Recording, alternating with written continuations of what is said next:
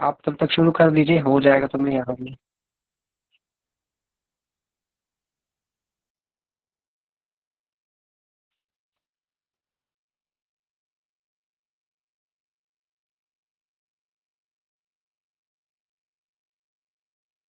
आप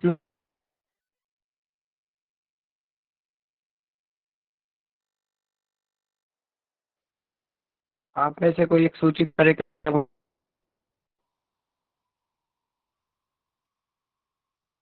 हाँ दिख रही है। जी, आप बोलते रहिएगा बीच बीच, क्योंकि यहाँ पे जी क्या जी। हो रहा है कि मुझे लैप करने में थोड़ी सी परेशानी हो रही है, यहाँ पे खुल नहीं रहा है, तो मैं फोन नहीं चला रहा हूँ तब तक, जब तक वो खुल रहा है। तो नहीं दिखाई दे तो बोल दीजिएगा। तो वहाँ आज की कक्षा में आप सभी का स्वागत। सभी को शुभ संध्या। हमने गत दिवस उस अ, नक्षत्र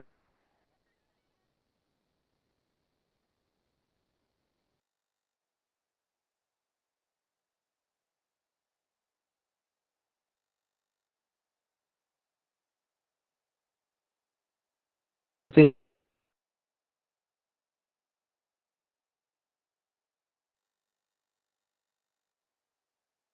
महोदय आवाज तो आ ही नहीं रही है।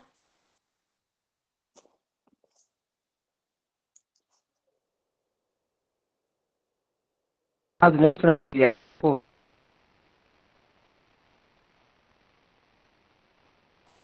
आपकी नेटवर्क प्रॉब्लम है क्या? हम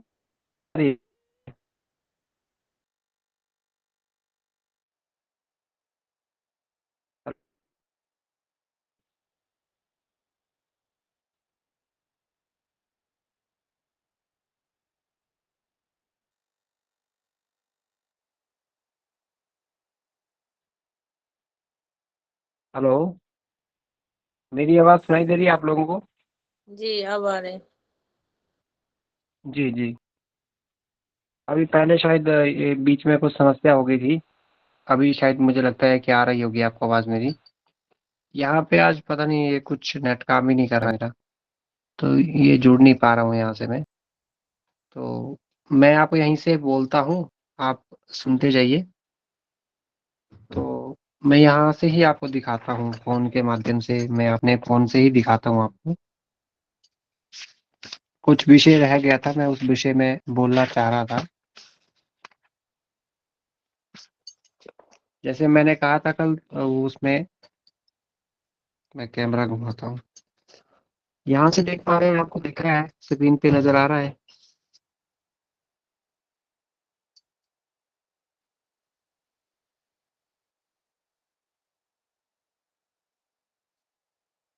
यहाँ पे एक श्लोक लिखा है, मैंने कल बताया था ना कि उसकी उनकी षोडश संज्ञा बताई गई है। वो सर साफ नहीं दिख रहा। वहां पर, अच्छा ये ऐसे नहीं दिखेगा ना आपको यहाँ पे, क्योंकि इधर से ये खुलेगा तभी दिखे पाएगा आपको यहाँ लैपटॉप के माध्यम से। ये यहाँ पे एक श्लोक है, ये मूर्त चिंतामणि में आपको मिल जाएगा। तो इसमें जैसे हमने कल पढ़ा था, वो मैंने स्लाइड आपको कल दिखाई भी थी, कि उसमें अधोमुख नक्षत्र भी बताए थे। तिर्यक त्रियंग मुखन जो नक्षत्र थे उनके बारे में भी बताया गया था। उसके बाद मध्य लोचन जो नक्षत्र थे वो थे। फिर मंद लोचन जिनकी मंद गति है। फिर सुलोचन थे। उसके बाद आगे बात की थी हमने पंचक नक्षत्र, जो हमने पूर्व में ही पढ़ा था, अंतिम के जो 5 नक्षत्र जिनको बताया गया है उनकी पंचक संज्ञा उनकी बताई गई है। उसके बाद मूल नक्षत्र, वो 6 हैं, पंचक 5 नक्षत्र हैं। जो अधोमुख जो नक्षत्र हैं वो 1 2 3 करके 3 बताए गए हैं, अश्विनी भरणी कृतिका करके। तो आज जो हम बात करने वाले हैं मुहूर्त चिंतामणि, ये ग्रंथ में ही आपको ये विषय मिलेगा। जो ज्योतिष का ग्रंथ है एक मुहूर्त चिंतामणि, मुहूर्त मुहूर्त का ही विषय है। तो उसमें ये विषय आपको वहाँ पे देखने को मिलेगा, क्योंकि यहाँ से भी मैं यहाँ से ये मैं शेयर कर रहा हूँ तो आपको आवाज़ नहीं आ रही है। तो यहाँ से ये जुड़ नहीं पा रहा है, इधर ये घूम ही रहा है बहुत देर से, मैं इसको कोशिश कर रहा हूँ जोड़ने की। तो यहाँ पे मैं आपको बता रहा हूँ कि यहाँ पे ये जो 27 जो नक्षत्र हैं, अभिजीत के साथ जो 28 नक्षत्र हैं, उसमें इस विषय पर वहाँ पे उनकी आकृति भी बताई गई है कि कौन से नक्षत्र की क्या आकृति है। तो वहाँ पर मैं यहाँ से बताता जाता हूँ, आप वहाँ से अपने आप से नोट डाउन कर सकते हैं। जैसे अश्विनी नक्षत्र के विषय में सबसे पहले चर्चा करेंगे, हम क्रम से ही एक चलेंगे आगे को। जैसे मैंने अभी यहाँ से स्क्रीन शेयर किया था, आप लोगों को दिख रहा था क्या? यहाँ से फोन से ही मैंने किया था अपने। जी जी दिख रहा था। जी, तो मैं फिर से करता हूँ, एक बार मैं कोशिश करता हूँ यहाँ से देखने की, ताकि आपको भी दिखाई दे। अगर नहीं दिखाई दे तो फिर वापिस आप मुझे बोलना, ठीक है?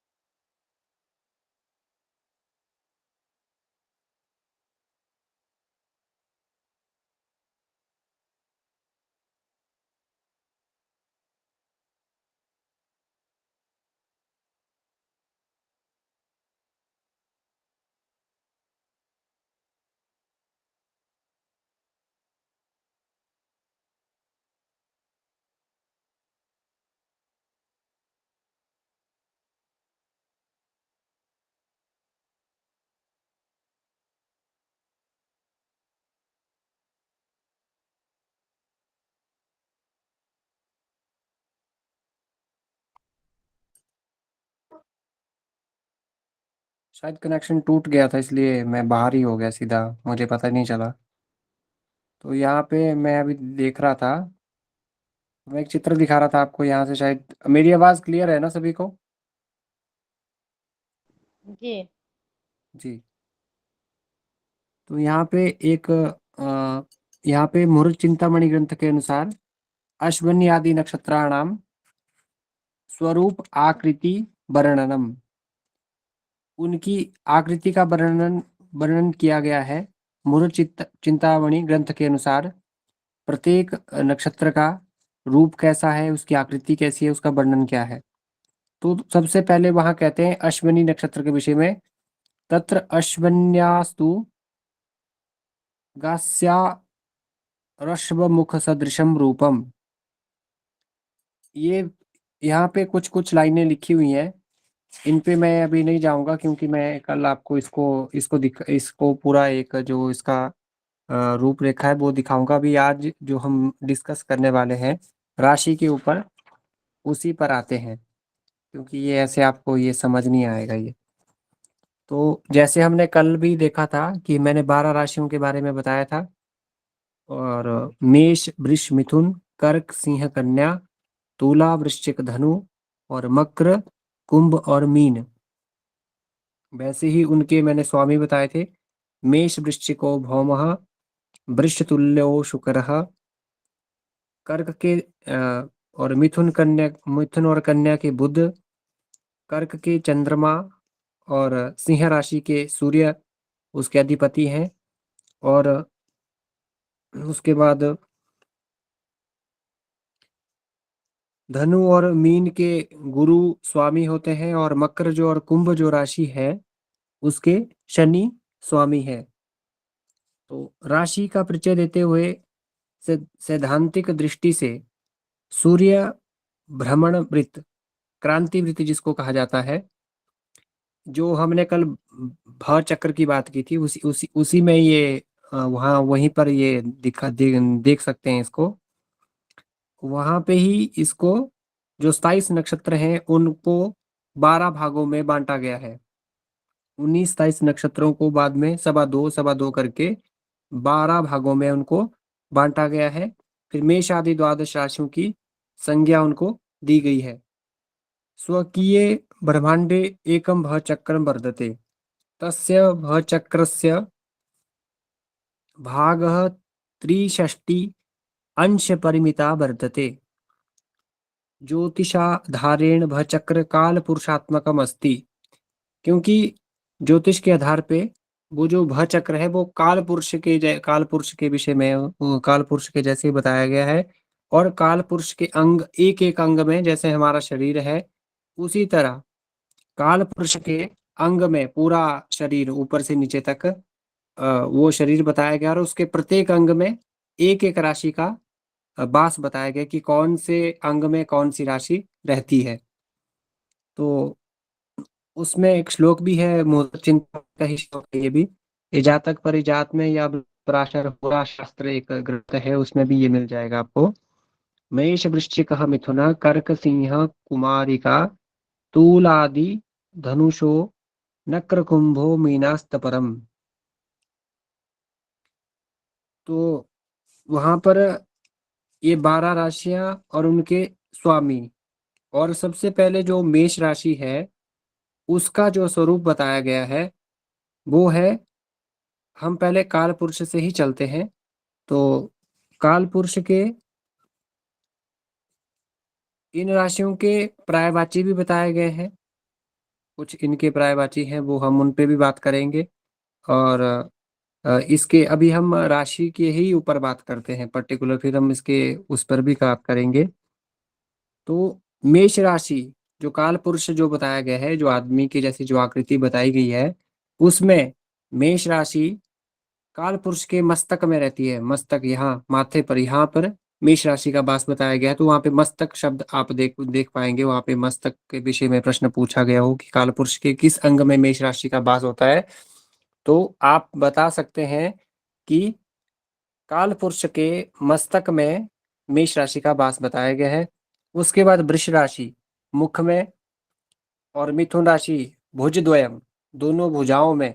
ये दोनों जो हमारी भुजाएं हैं इसमें मिथुन राशि का वास बताया गया है।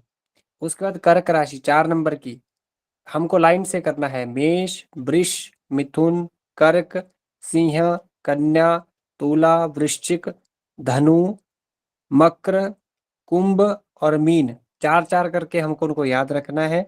और क्रम से ही मेष, वृष, मिथुन, कर्क, सिंह, कन्या, तुला, वृश्चिक, धनु। उसी तरह से 1 और 8 नंबर की जो राशि है मेष, वृश्चिको भौमः, मंगल का ही प्रायवाची शब्द है भौमः। तो भौम शब्द अगर आप देखें तो उससे कंफ्यूज नहीं होना है। मैंने देखा है बहुत लोग उससे भी कंफ्यूज हो जाते हैं कि भौम शब्द सुन के वो उसके पर्यायवाची में बताया गया है। तो मेष वृश्चिको भौमः, मेष राशि के और वृश्चिक राशि के जो स्वामी हैं वो मंगल बताए गए हैं। फिर वृषतुल्यो शुक्रः, 2 नंबर की और 7 नंबर की राशि होती है तुला में। वृष तुल्यो, वृष राशि के और तुला राशि के, उसके स्वामी बताए गए हैं शुक्र। फिर 3 नंबर पे मिथुन आती है और 6 नंबर पे कन्या राशि है। मिथुन कन्या को हो बुध, और बुध के मतलब आपको याद ये रखना है कि सूर्य और चंद्रमा को छोड़कर जितने ग्रह बचते हैं, राहु केतु को भी साइड में रख के बाकी जितने ग्रह हैं उन सब की 2-2 राशियां हैं, और सूर्य और चंद्रमा की एक एक राशि है। जैसे मंगल की भी 2 है, बुध की भी 2 है, गुरु की 2 है, शुक्र की 2 है, शनि की 2 है। और सूर्य और चंद्रमा की एक एक राशि है। सूर्य की सिंह राशि है और चंद्रमा की कर्क राशि है। तब आगे बात करते हैं, हम काल पुरुष के विषय में बात कर रहे हैं। तो जो मिथुन राशि है वो भुज द्वयम मैंने बताया, पहले मस्तक पर मेष राशि, मुख में वृष राशि, भुज द्वय, दोनों भुजाओं में मिथुन राशि का वास होता है, और कर्क का हृदय में, हृदय प्रदेश, जहाँ हृदय की अपने हमारी जो ये राइट साइड जो है, हृदय जहाँ पे हमारा होता है, हार्ट जहाँ पे होता है, उस तरफ का जो यहाँ का जो ये हमारा हाँ, जहाँ ये हमारा होती है छाती जहाँ पे है, इधर जहाँ पे हार्ट होता है, उस तरफ का जो प्रदेश है वो काल पुरुष की कर्क राशि का स्थान बताया गया है। उसके बाद सिंह राशि है, उद्र स्थानम, जो हमारा पेट है उसका जो स्थान है वो स्थान सिंह राशि का बताया गया है। उसी तरह कन्या राशि का कटी स्थलम, कटी प्रदेश जो है, कमर जो हमारी, वो कन्या राशि का वो स्थान बताया गया है। उसके बाद तुला राशि, वो बस्ती, बस्ती वो और नाभि लिंगयोर मध्य भाग, जो गुप्तांग और हमारे पेट से बीच का जो भाग है उस उसको तुला राशि बताया गया है। उसके बाद वृश्चिक राशि है, वो गुप्तांग है, लिंगादि, गुप्तंगानी, और धनु राशि है उरु, उरु, धनु राशि का स्थान बताया गया है घुटने से ऊपर का, जो हमारा जहां आधा पैर खत्म हो जाता है वहां से ऊपर का जो स्थान है वो धनु राशि का है, उरु प्रदेश, उरु शब्द उसके लिए वहां पे आपको मिल जाएगा। उसके बाद मकर राशि, वो जानू में वास करती है, जानू जो हमारा होता है उसमें वास करती है। और कुंभ राशि जंघा द्वयम, जो कुंभ राशि है 11 नंबर पे, उसका जो प्रदेश बताया गया है वो है जंघा द्वयम। फिर मीन राशि है पाद द्वयम च भवति कथितम यथा कालंगानी, ये भी श्लोक बृहद जातक से लिया गया है, पहले अध्याय का, पहले अध्याय में ही मिल जाएगा। श्लोक है कालंगानी वारंग मानन मुरो हत हत क्रोध वासो भृतो, इस तरह से यहाँ पे एक श्लोक है, वो बृहद जातक पुस्तक में आपको ये मिल जाएगा। आज यहाँ पे थोड़ा सा टेक्निकल परेशानी की वजह से नेट नहीं सही से काम नहीं करने के कारण अभी भी घूम ही रहा है, ये नहीं खुल रहा है अभी भी। तो मैं यहाँ से आपको दिखा पाता, मैंने सब कुछ रेडी रखा था आपको दिखाने के लिए। इसी तरह हम आगे चलते हैं, यहाँ तक आपको क्लियर है ये विषय, यहाँ पे मैंने जो जो बताया अभी, हमने अभी तक देखो राशियों के नाम, उनके स्वामी, और काल पुरुष में कौन सी राशि का कौन स्थान है। यहाँ तक किसी को कोई परेशानी है तो आप बोल सकते हैं कि, तो हम थोड़ा सा आगे और बढ़ेंगे इसमें भी। जी नहीं, एक वो बता दीजिए कि मतलब होता है कि जैसे पुलिंग में कौन से ग्रह ये राशि आते हैं। नहीं नहीं, और वो अभी वो विषय आगे आएगा, अभी वो आगे आएगा जी थोड़ा सा, उस पे भी जी जाएंगे। वो आपका सही प्रश्न है, वो बहुत आसान, बहुत आसान सा है वो, उसमें ज़्यादा वो याद नहीं आपको करना पड़ेगा। वो बहुत आसान सा मैं आपको फॉर्मूला बताऊंगा। अभी जहाँ तक हमने पढ़ा वहां तक, और आपको श्रेया जी, आप सविता जी। जी सर, क्लियर है। जी, तो हम आगे चलते हैं।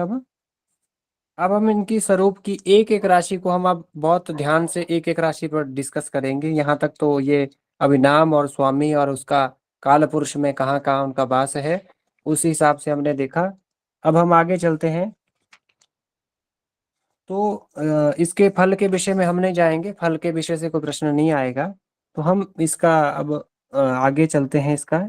अब जैसे इनका राशि नाम नामांतरण बृहद जातके प्रतिपादितानि, तो बृहद जातक ग्रंथ में ही इनका और नाम क्या क्या इन राशियों का बताया गया है। जैसे अर्थात क्रिय, क्रिय ये आप नोट कर सकते हैं, जैसे क्रिय लिखा है मेष राशि के लिए, क्रिय शब्द का प्रयोग है वहां पे, क्रिया ता बुरी जीत, वहां एक श्लोक भी है, पहले अध्याय का, पहले अध्याय में ही ये श्लोक बताया गया है। तो वहां पे कल मैं आपको ये दिखाऊंगा, पुनः हम इस पे विषय पे चर्चा होगी कल। तो जैसे अभी आप सुन पा रहे हैं, तो क्रिय बताया गया है मेष राशि के लिए, और ताबुरी वृष राशि के लिए। मेरी गति ज्यादा तो नहीं है बोलने में, अगर आपको मैं ज्यादा जल्दी से तो नहीं बोल रहा हूँ, कहीं उस बोलने से भी होता है कई बार अवगत नहीं हम हो पाते हैं। जी ठीक है सर। जी, फिर है, देखिए क्रिया मेष राशि के लिए, ताबूरी वृष राशि के लिए, और जीतुम मिथुन राशि के लिए, और कुलीर कर्क राशि के लिए, और लेय सिंह राशि के लिए, पाथो पाथोन कन्या राशि के लिए, और जुक तुला राशि के लिए, और कौरपी वृश्चिक राशि के लिए, और तौक्षिक धनु राशि के लिए, आकौरकिर ये मकर राशि के लिए बताया गया है। फिर है हरिद्रोग कुंभ राशि के लिए, और अंत्यभश्च मीन राशि के लिए नामांतरण विधीयते। ये शब्द यहाँ पे बताए गए हैं वहां पर। अब हम आते हैं मेष राशि पे। सबसे पहले जो राशि आती है वो मेष राशि है। अब इसमें क्या क्या चीजें आती हैं, उसका स्वरूप क्या है, उसकी प्रकृति क्या है, वो दिवा बलि है, रात्रि बलि है, वो पुरुष है, स्त्री है, चर है, स्थिर है, क्या है, सब कुछ जितना भी ऑल ओवर उसके विषय में जो कुछ बातें आपको समझनी है, पता होनी चाहिए आपको, वो हम एक डिटेल से एक छोटा सा परिचय उसका लेंगे ऑल ओवर। तो वहां पे ही बृहद जातक का एक श्लोक है, मेष आदि राशि नाम स्वरूपम मत्स्य घटी नृमिथुनम सकधम रविणम चापि नरोश्व जघनो मकरो मृगस्या तौलि सद्य दहना पलगवा च कन्या शेषा स्वनाम सदृशा खश्चराश्च सर्वे। ये बृहद जातक का ये श्लोक है। बृहद जातक ग्रंथ में ये श्लोक दिया गया है। अर्थात निम्न कारक युक्ता मेषादि राशयः भवन्ति एतेषां राशिनां जाति संज्ञा तत्व स्वामी। हम अभी जो पढ़ेंगे वो इसकी जाति क्या है, और संज्ञा क्या है, तत्व क्या है, स्वामी क्या है, स्थान क्या है, प्रकृति क्या है, वर्ण क्या है, और स्वभाव आदि, और शीर्षोदयी है या पृष्ठोदयी है या उभयोदयी है, और स्वल्प अंग अधस्तात प्रस्तूयते। एवं इसी तरह से आगे अब मेष राशि आती है, और हम जो मैंने अभी आपको चीजें बताई, इन चीजों पर ये सारी बातें होंगी। आप नोट डाउन कर सकते हैं साथ साथ में, जहाँ पे सुनाई ना दे या फिर पता ना चले तो आप बेझिझक पूछ सकते हैं। जी। तो सबसे पहले मेष राशि के ऊपर चर्चा कर रहे हैं। हम दो तीन राशियों पे ही आज चर्चा करेंगे, ज्यादा लंबा नहीं जाएंगे क्योंकि ये बहुत समझने वाला विषय है। तो मेष राशि के विषय में कहते हैं, मेष राशो मेष राशि इव स्वरूपम अस्ति। मेष कहते हैं भेड़ को, अज को कहते हैं अज स्वरूपम। मेष कहते हैं अजस्य स्वरूपम। भेड़ के जैसे आकृति एक देखी गई आकाश में ताराओं की, उन्हीं ग्रहों उन तारों को जो नक्षत्र की बात कर रहे थे उनकी एक आकृति आकाश में देखी गई, मेष की भेड़ की आकृति देखी गई, तो इसलिए इसको मेष नाम दिया गया। मेष राशो मेष एव स्वरूपम भवति। तो इसकी पुरुष जाति है। तो आप नोट कर सकते हैं, अभी पूछा था अर्पणा जी आपने कौन सी इसकी है, ये पुरुष है या स्त्री है, तो ये पुरुष जाति की ये राशि है और चर संज्ञक है। उसके बाद पूर्व दिशा इसकी, देखिए राशियों की दिशा भी होती है, तो पूर्व दिशा इसकी है। उसके बाद पूर्व दिशा की स्वामिनी है ये, पूर्व दिशा की ये इसको स्वामी बताया गया है। फिर क्षत्रिय इसका वर्ण है इस राशि का, और पर्वतीय प्रदेश इसका बताया गया है, पर्वतीय प्रदेश में ये विराजमान होती है। और विचरण करता, पर्वतीय देश विचरण करता ये राशि है। और रजोगुण युक्त, इसका जो गुण बताया गया वो कौन सा है, रजोगुण युक्त। और कांतिहीन, इसमें कोई कांति, इसकी कोई कांति नहीं बताई गई है। कांति से मतलब है जैसे सूर्य की किरणें होती हैं उसी तरह से इसमें कोई कांति नहीं है, ये कांतिहीन है। और अल्प संतति, इसकी संतति से आप समझ पा रहे होंगे कि संतान के विषय में वो शब्द ऐसे तो इस्तेमाल होता है। तो अल्प संतति इसकी बताई गई है। और पृष्ठोदयी, जो पीछे से इसका उदय, पृष्ठोदयी, अभी यहाँ पे शब्द आएंगे कोई पृष्ठोदयी, शीर्षोदयी, शीर्षे इसका उदय स्थान है, इसका पृष्ठोदयी पीछे से बताया गया है। और अग्नि तत्व युक्त भवती, इसका जो तत्व बताया गया है वो अग्नि तत्व है। और अस्य स्वामी मंगल ग्रह, इसके जो स्वामी बताए गए हैं वो मंगल ग्रह को बताया गया है।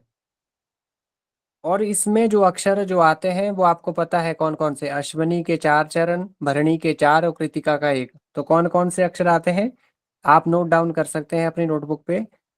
चू चे चो ला, ली लू ले लो, अकथितम च।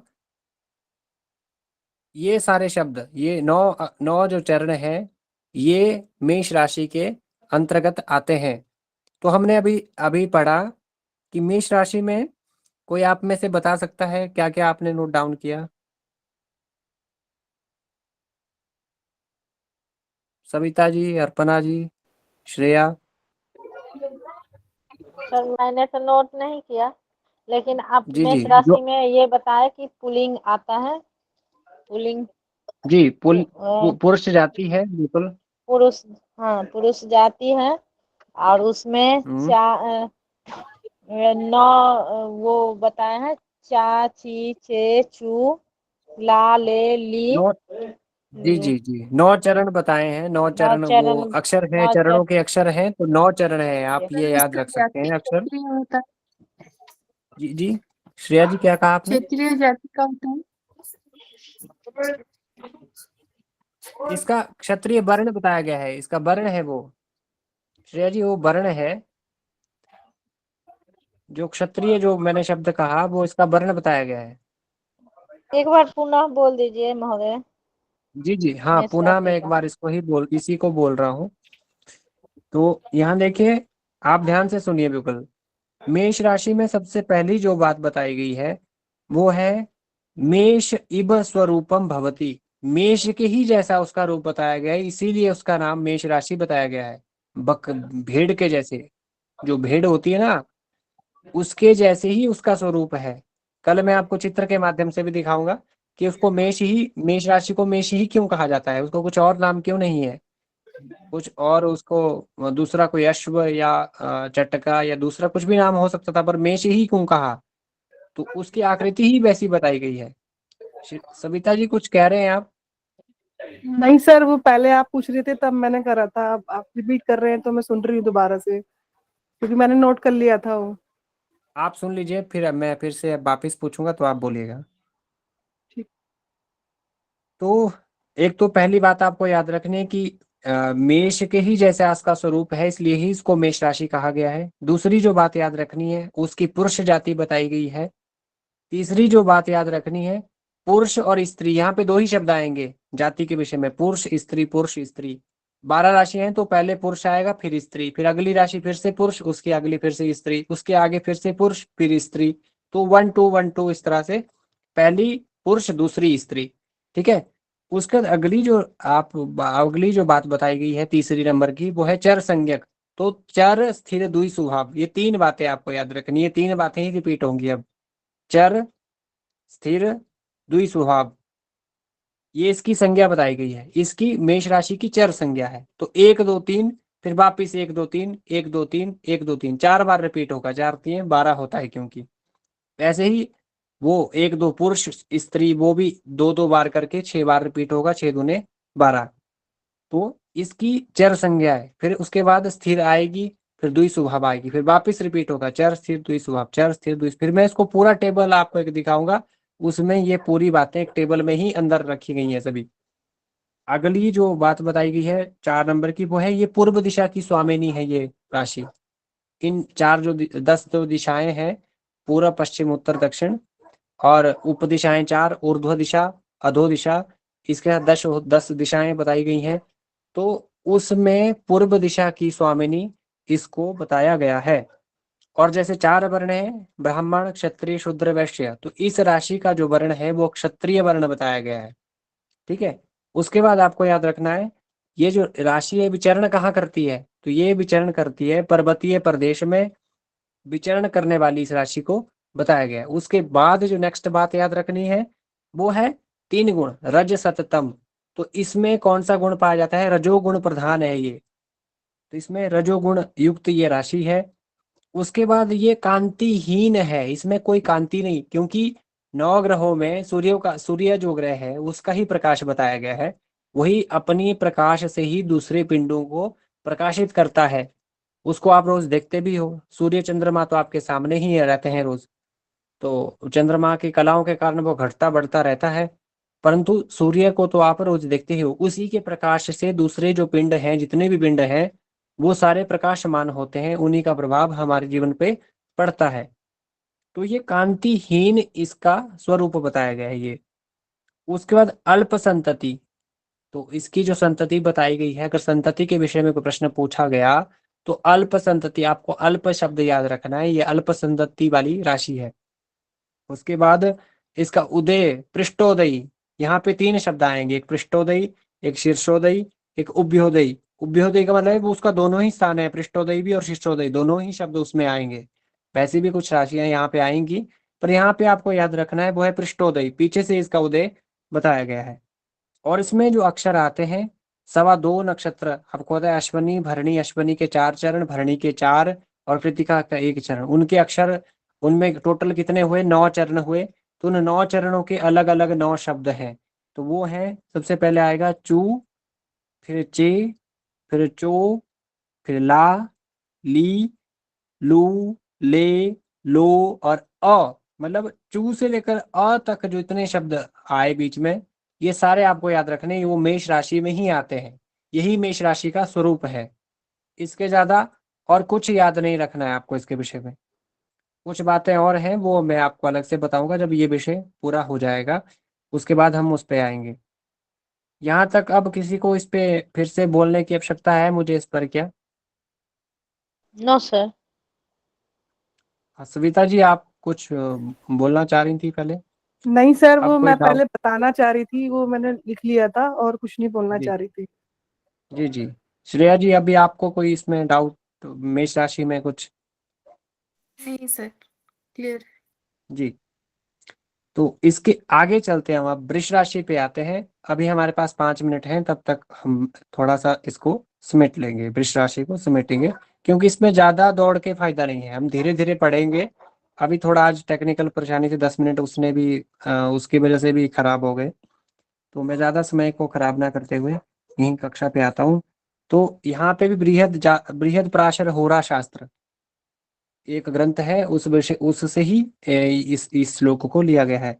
श्लोक है, पूर्ववासी नृप ज्ञाति शैलचारी रजोगुणी पृष्ठोदयी पावकी च मेष राशि कुजाधीप। ये मेष राशि का, वो ऊपर जो उसमें बहुत कुछ बातें ऊपर वाले श्लोक में भी लिखी हैं, पर ये नीचे ये जो श्लोक 2 लाइनों का श्लोक है, ये मेष राशि के विषय में था। क्या था? पूर्ववासी नृप ज्ञाति शैलचारी रजोगुणी पृष्ठोदयी पावकी च मेष राशि कुजा दीप। ये मेष राशि के विषय में श्लोक है। सर, इनके लिए एक सर से अभी सर से बात करके आपके लिए फिर जहाँ पे ये मटेरियल उपलब्ध करवाना होगा वहाँ पे आपको उपलब्ध होगा ये अभी, क्योंकि गुरुजी की तरफ से कुछ इंट्रोडक्शन नहीं मिला है, तो जिस कारण से मैं आपको ये मटेरियल भी नहीं दे पा रहा हूँ अभी। क्योंकि कल भी कहा था, जैसे कल भी बोला गया था बीच में कि आपको देखना है, पर आप तभी देख पाएंगे जब मैं आपके साथ जुड़ूंगा तभी, क्योंकि मेरे पास जुड़ने के लिए कोई माध्यम नहीं है ना, शाम को ही आपसे जुड़ पाता हूँ। तो दिन में मैं अपने विद्यालय में रहता हूँ, तो इस कारण भी नहीं जुड़ पाता हूँ। तो आगे श्लोक है वृष राशि पर, वह श्वेत शुक्राधीपो दीर्घ चतुस्वादी चतुस्वपादी बरी वीरबली याम्येट्य ग्राम्यो वणिग भूपी रज पृष्ठोदय वृषः। ये वृष राशि के, ये बृहद पराशर होरा शास्त्र से ही लिया गया ये वाला श्लोक भी। तो इसमें क्या कह रहे हैं, जैसे वृष आपको पता है किसको कहते हैं? आप में से कोई बता सकता है वृष किसको कहते हैं? बैल को। जी, तो बैल से ही आपको जो बैल, जो गाय का जो बछड़ा होता है, बैल जिसको कहा जाता है, उससे ही आपको इस राशि का स्वरूप समझ में आएगा कि क्या ये राशि है। 2 नंबर की ये राशि है, मेष राशि 1 नंबर पे आती है, 2 नंबर पे वृष राशि है। तो इसमें कहा गया है, इसमें क्या क्या कहा गया है, सबसे पहले वृष ही, इसके नाम से हम समझ सकते हैं कि वृष बैल को कहा जाता है, तो इसकी आकृति भी उसके जैसे ही कुछ कुछ बताई गई है। तो वृष इव स्वरूपम भवति, तो पहली ही लाइन में बताया गया कि वृष इव रूपम भवति, कि बैल की ही जैसे इसकी आकृति होती है, मैंने अभी पहले थोड़ी देर ही पहले कहा था कि पुरुष स्त्री ये रिपीट होने वाला है। तो अभी मेष राशि के बाद जो दूसरी राशि है ये स्त्री जाति की राशि है। पहली राशि की अब देखो हम कंपैरिजन करते जाएंगे दोनों राशियों में, फिर आपको समझ में बहुत चीजें आएंगी। तो पहले पुरुष आया, तो अभी यहाँ पे वृष की कौन सी जाति बता रहे हैं? स्त्री जाति। पहले बताई संज्ञा स्थिर, पहले चर बताई, तो अब क्या बता रहे हैं? स्थिर। वृष राशि की जो संज्ञा है वो स्थिर संज्ञा है। मैंने थोड़ी देर ही पहले कहा था कि 3 संज्ञा है, चर स्थिर दुई स्वभाव, वही रिपीट होंगी वापिस वापिस वापिस 3 बार। तो 4 बार वो रिपीट होंगी, और ये स्त्री पुरुष जो जाति है वो 6 बार रिपीट होगा। तो पहले चर बताया गया, अब स्थिर संज्ञा बताई गई वृष राशि की, और उसका तत्व बताया गया था। इसका तत्व है अग्नि तत्व। तो यहाँ पे है वृष राशि का जो तत्व बताया गया है वो है भूमि तत्व, और उसका इसका स्वभाव है शीतल स्वभाव वृष राशि का। यहाँ पे कुछ नई बातें भी आ रही है, तो जरूरी नहीं है वो सब में मैच करें, कुछ कुछ अलग भी हो सकता है। तो जैसे यहाँ स्वभाव की बात की गई, तो यहाँ पे शीतल स्वभाव है वृष राशि का। फिर है कांति क्रांति रहित, ऊपर अल्प संतति था, यहाँ पे वहां पे कांतिहीन था, हीन शब्द लिखा है, यहाँ पे कांति रहित लिखा है। अब यहाँ पे कांति रहित, इसको याद रखना पड़ेगा। फिर ये वहां पे पूर्व दिशा की स्वामिनी थी, ये वृष राशि दक्षिण दिशा की स्वामिनी होती है, और उसकी प्रकृति बताई गई थी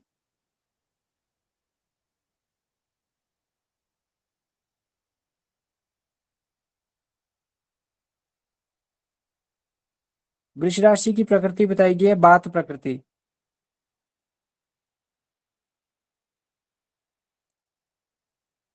अभी यहाँ पे मेष राशि की प्रकृति नहीं है, वो मैं आपको कल बता दूंगा देख के। और जो वृष राशि है वो रात्रि बली मानी गई है, रात को ज्यादा बली होती है, वो रात्रि बली राशि है ये। और चतुष चरण बान, 4 चरणों वाली, क्योंकि बैल कैसा होता है? उसके 4 पैर होते हैं। मेष राशि के भी 4 उसके, ये शब्द आपको वहां भी याद रखना है वो, क्योंकि जो मेष होता है उसके भी 4 चरण होते हैं। तो यहाँ पे भी ये चतुष चरण बान ये राशि बताई गई है, और इसका जो वर्ण है वो श्वेत वर्ण बताया गया है। ठीक है जी। और उसके बाद आगे जो शब्द है महाशब्दकारी, और विषमोदयी, ये विषम राशि बताई गई है। सम विषम करके भी वहां पे शब्द 2 आएंगे कि सम राशि कौन सी होती है और विषम राशि कौन सी होती है। यहाँ पे बहुत छोटी छोटी टर्मों को आपको समझना पड़ेगा, बहुत छोटे लेवल पे जाके। उसके बाद अगला है मध्यम संतति। तो इससे युक्त जो मनुष्य होगा, जातक या जातिका होगी, उसका जो कद बताया जाएगा वो मध्यम होगा। मध्यम कद से, मध्यम से मतलब है कि वो बीच में होगा, ना ज्यादा बड़ा होगा और ना ही ज्यादा छोटा होगा। फिर इसका जो वर्ण है वो वैश्य वर्ण, मैंने अभी थोड़ी देर पहले कहा था कि ब्राह्मण क्षत्रिय शूद्र वैश्य, तो इसका जो वर्ण है वो वैश्य वर्ण है। और शिथिल शरीर बताया गया है इसका। च अस्ति अयम राशि अर्ध जल राशि इति उच्यते, इसको अर्ध जल, अर्ध जल राशि भी इसको कहा जाता है। अस्य स्वभाव स्वार्थी, इसका जो स्वभाव है वो स्वार्थी है। और संसारिक कार्येषु दक्षश्च भवति, और इसके जो स्वामी हैं वो शुक्र बताए गए हैं। और वृष राशि में जो जो चरण आते हैं वो हैं, पहले कहाँ से कहाँ तक आए थे? च से चू से लेकर चू चे चो ला ली लू ले लो अ, यहाँ तक आए थे। वो मेष राशि के 9 चरण थे। अब जो उसके आगे चलेंगे, अब कहाँ से चलना है? कृतिका के दूसरे चरण से चलेंगे, दूसरा तीसरा चौथा, फिर उसके अगला जो नक्षत्र है, फिर अश्वनी भरणी कृतिका रोहिणी और मृगशिरा तक जाएंगे हम। तो उसमें कौन कौन से अक्षर आते हैं? वो है ई उ ए, ओ बा बी बू बे बो, ये 9 अक्षर आते हैं। ई उ ए, ओ बा बी बू बे बो, यहाँ तक ये जो बताया गया है, इतना स्वरूप, इतनी बातें, जो कुछ हमने अभी सुना या मेरे माध्यम से आपको बताया गया, वो वृष राशि के अंतर्गत आएगा। आज का समय समाप्त होता है कक्षा का, तो हम कक्षा को यहीं विराम देते हैं। अभी इन दो विषय में आपका कोई प्रश्न है तो आप वो पूछ सकते हैं, या पे कहीं पे आपको समझ नहीं आया हो इन दोनों में, क्योंकि यहाँ पे मैं ज़्यादा आगे जाके मुझे कुछ नहीं मिलेगा, क्योंकि यहाँ पे बहुत धीरे चलना पड़ेगा थोड़ा सा यहाँ पे, तभी ये आपको समझ में आएगा, क्योंकि यहाँ बहुत छोटी छोटी बातें हैं जो आपको समझ नहीं पड़ेंगी। आप उसको लिखोगे नहीं, उसको पढ़ोगे नहीं वापिस, तो आपके दिमाग में इतनी जल्दी नहीं आएगा वो कि एकदम से क्या है। सर